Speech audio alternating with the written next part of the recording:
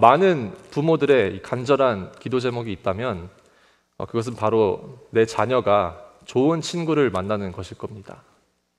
내 자녀가 어떤 친구가 있는지, 그 친구가 친절하고 사랑이 넘치는 친구인지, 아니면 그 친구가 흔히 말해 좋지 않은 친구인지는 아마 부모가 자녀에 대한 최대 관심사 중에 하나일 것입니다. 왜 그렇죠? 내 주변에 누가 있는가는 너무나도 중요한 문제이기 때문입니다. 다들 그런 경험 있으실 겁니다. 나도 모르게 내 친구의 말투를 따라할 때, 나도 모르게 나와 시간을 많이 보내는 그 누군가, 나의 배우자일 수 있겠고요, 나의 친구일 수 있겠고, 또 내 옆에 앉은 직장 동료일 수도 있겠습니다. 나도 모르게 그들의 말투를 따라하고, 나도 모르게 그들이 자주 쓰는 표현을 따라하고, 나도 모르게 그들과 생각이 비슷해지는 자신을 보며 놀랄 때가 있다는 것입니다. 나도 모르게 그들에게 영향을 받은 것이죠. 그만큼 우리는 서로 영향을 주고 받으며 살아갑니다. 아이들은 친구의 말투를 따라하고, 가정에서는 부모의 습관이 자녀에게 자연스럽게 스며듭니다. 이처럼 우리는 이 세상을 혼자 살아가지 않습니다. 항상 누군가의 영향력 아래 살아갑니다. 오늘 나는 어떠하죠? 내 주변 사람들과 더불어 많은 영향을 받는 것이 있다면 단연코 미디어일 것입니다. 내가 많이 보는 유튜브 채널, 내가 팔로우하는 소셜 미디어, 우리는 이 세상 속에서 이 수많은 영향이 우리를 흔드는 이 시대 가운데 살고 있습니다.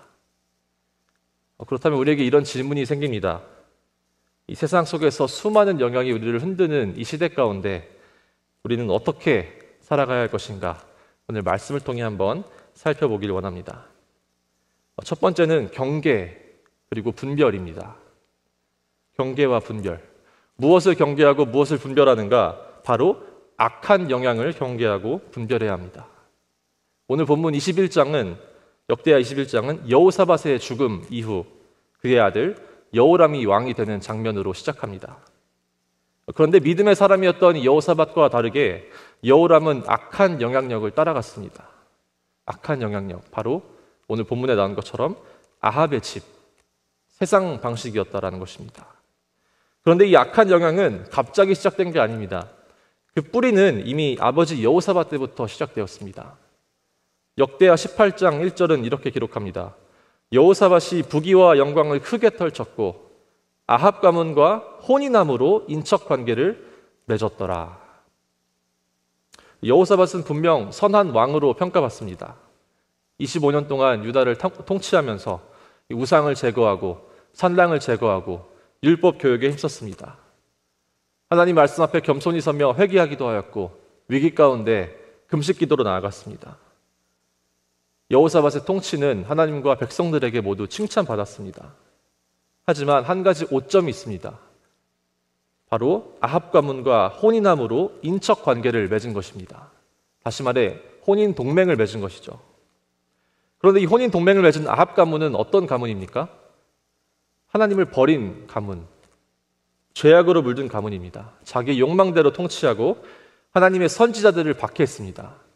바알신을 우상숭배를 하는 그런 가문이었습니다. 그 아합과 그의 아내 이세벨, 이스라엘의 대표적인 악인들입니다. 이런 아합 가문과 여호사밧은 혼인 동맹을 맺습니다.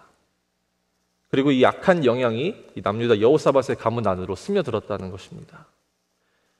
그리고 그 결과 오늘 본문의 왕으로 즉위한 여호람, 아합의 딸 아달랴, 이세벨의 딸인 아달랴와 결혼하게 되는데요. 이 결혼이 어떤 파국을 불러오는가? 함께 4절 말씀 한번 읽어보겠습니다.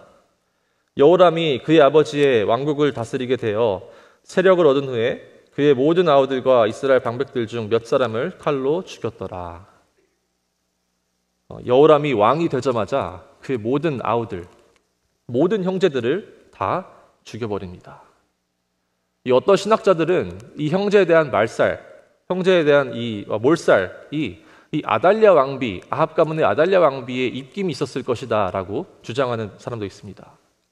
물론 성경은 오늘 누구의 입김으로 형제들을 몰살했다라고 나와 있지는 않지만 신빙성이 있는 것이 바로 다음 장인 역대하 22장에 이 아합의 가문에서 온 아달랴 왕비가 이 다윗 가문들을 완전히 멸절시키려고 한 그런 내용이 나와 있습니다. 누구의 입김이었든 이 악한 영향을 여호람 왕은 분별하고 경계하지 않고 그 형제들을 죽였다라는 것입니다.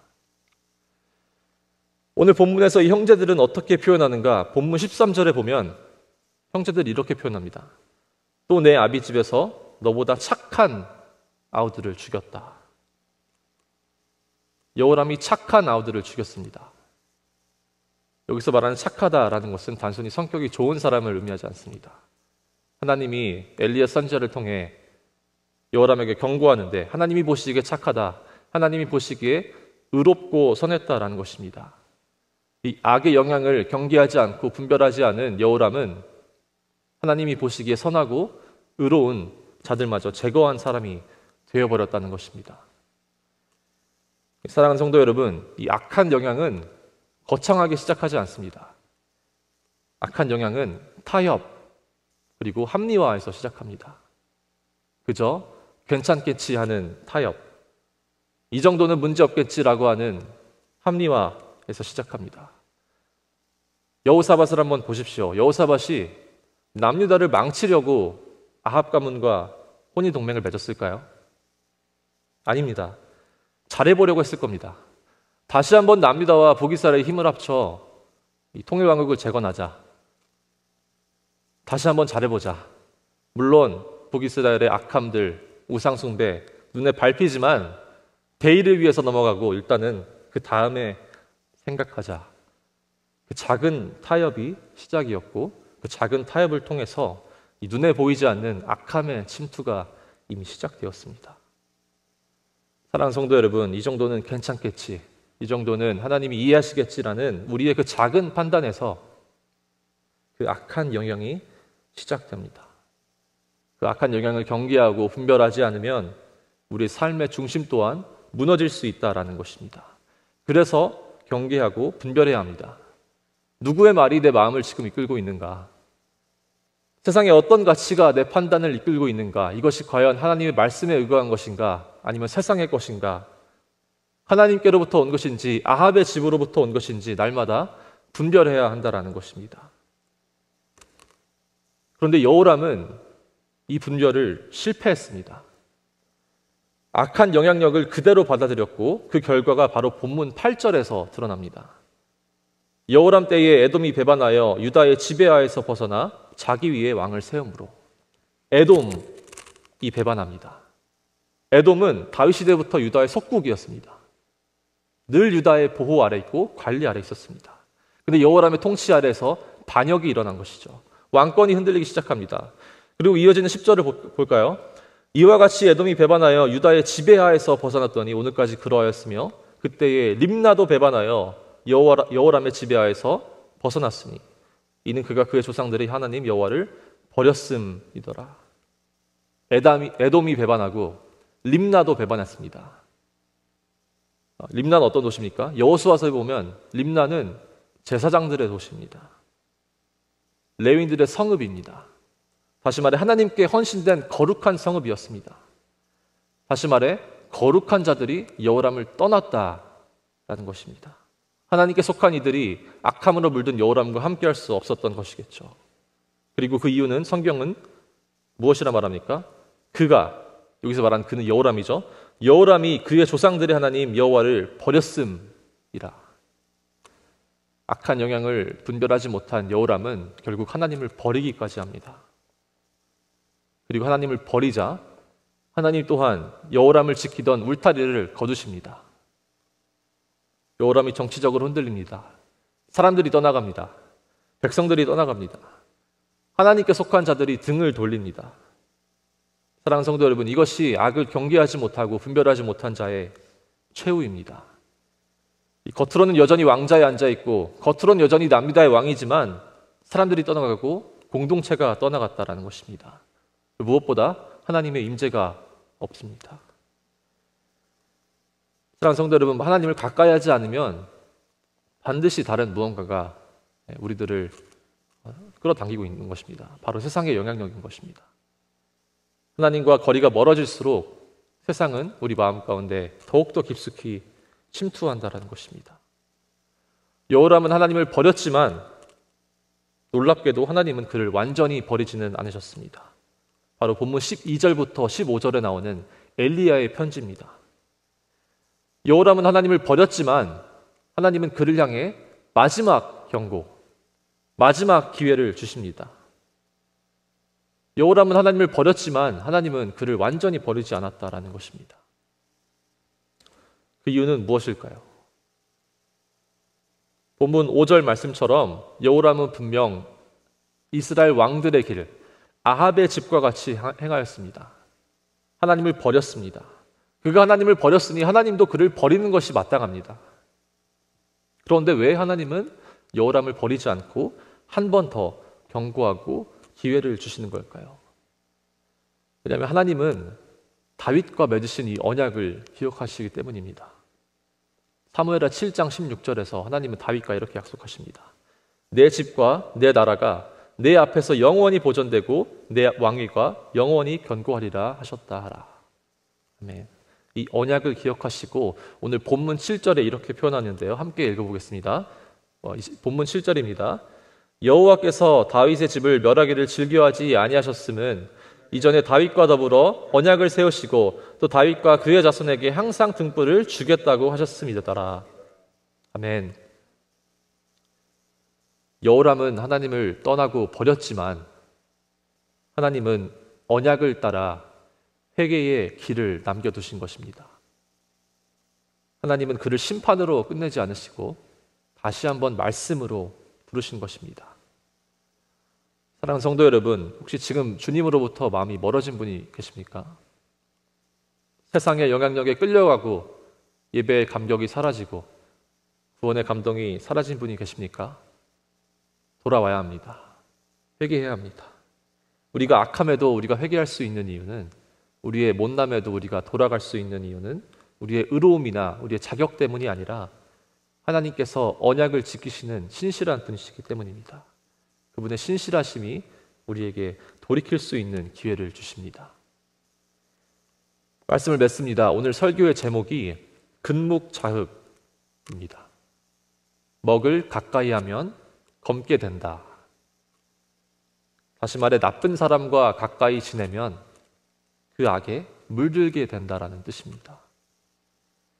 그런데 이 사자성어와 함께 사용되는 다른 사자성어가 있는데요. 근주자적입니다. 근묵자흑, 근주자적.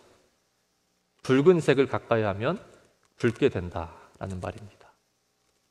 근묵자흑, 근주자적. 맞는 말입니다. 사랑하고 존경하는 성도님들, 여러분은 지금 누구와 가장 가까이 하고 계십니까? 그리고 그것에게 어떤 영향을 받고 계십니까? 그 영향 속에서 어떤 사람이 되어가고 있습니까? 악한 것을 가까이 하면 나도 모르게 악한 생각, 악한 마음, 악한 행동을 하게 됩니다. 반대로 선한 것을 가까이 하면 선한 영향력을 발휘하게 된다는 것입니다. 그리고 우리의 인생 가운데 가장 붉은 것, 가장 거룩한 붉은 것이 있습니다.